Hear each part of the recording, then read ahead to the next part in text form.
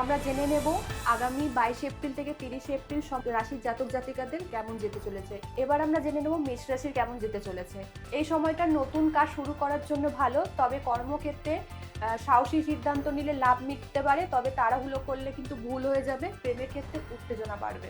এবার জেনে নেব বৃষ রাশির কেমন যেতে চলেছে। অর্থ স্থিতিশীলতার দিকে মন থাকবে, হঠাৎ কোনো খরচা বা লাভ দুটোই হতে পারে, তবে সম্পর্কের ক্ষেত্রে কিন্তু টানাপোড়েন আসতে চলেছে। জেনে নেব মিথুন রাশির কেমন যেতে চলেছে।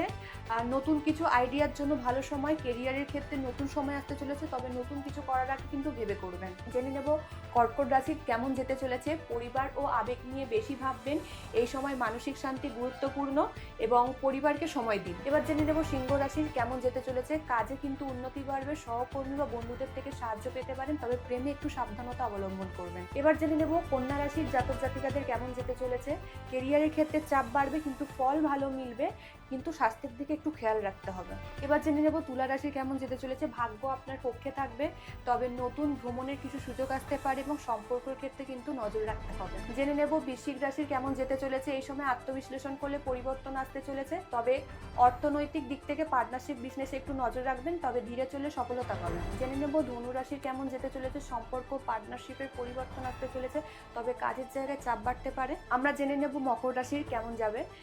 কর্মে চাপ বাড়বে, তবে সফলতাও আসবে, কিন্তু স্বাস্থ্য সম্পর্কে রুটিন নিয়ে চিন্তা ভাবনা দরকার।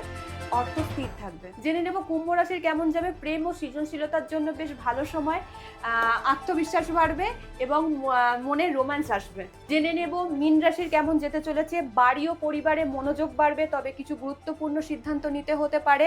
অর্থে কিন্তু মাঝারি ফল আছে। ততক্ষণ সবাই ভালো থাকুন, সুস্থ থাকুন। নেক্সট সপ্তাহে রাশিফল দেখার জন্য আমাদের পেজটি অবশ্যই ফলো করুন। নমস্কার।